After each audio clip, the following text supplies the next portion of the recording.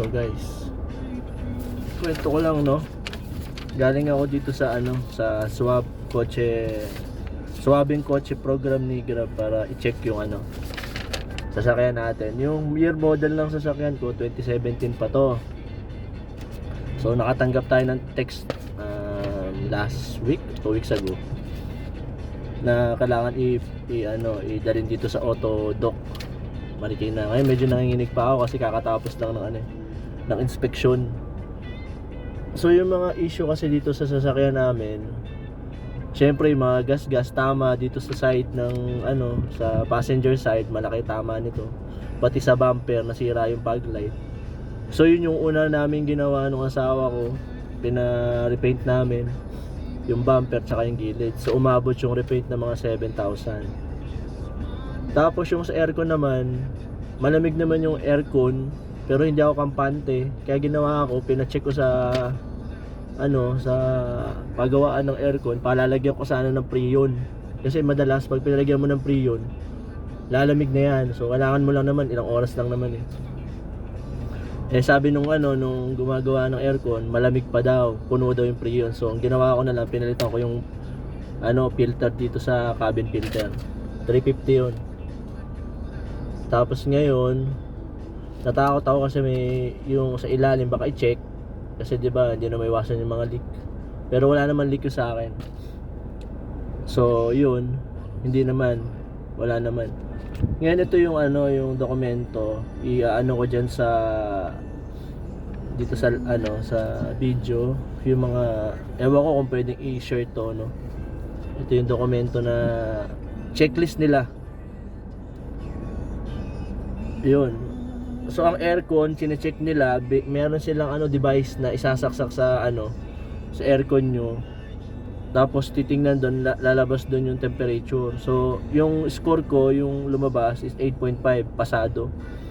So ang chine-check nila, exterior, yung mga pintura, yung mga bangga, kung maganda pa. Sa exterior yun. Tapos yung mga ilaw, lahat kompleto dapat.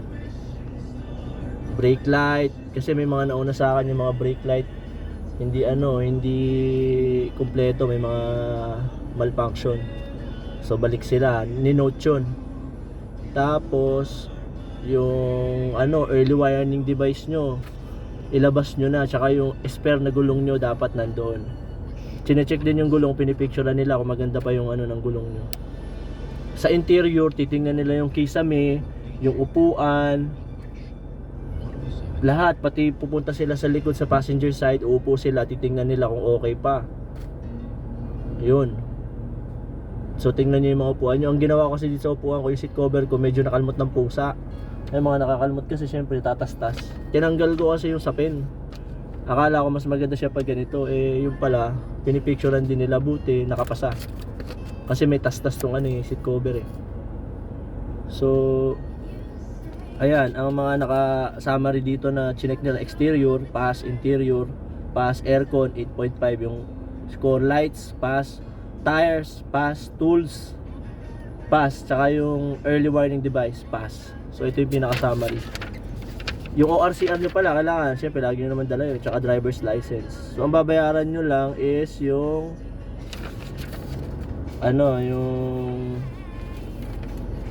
yung tawag dito, 10 pesos na Xerox copy doon sa Grab. So yun lang, thank you Lord, nakapasa. Ilang araw din akong halos wala sa sarili kasi syempre 2017 pa tong sasakyan. Hindi naman talaga may iwasan yung mga ganung mga ganung problema. So ito, makakabiyahe na tayo. Thank you Lord talaga. Grabe talaga ka ba kung alam nyo lang. Siguro ganun din yung nararanasan nyo.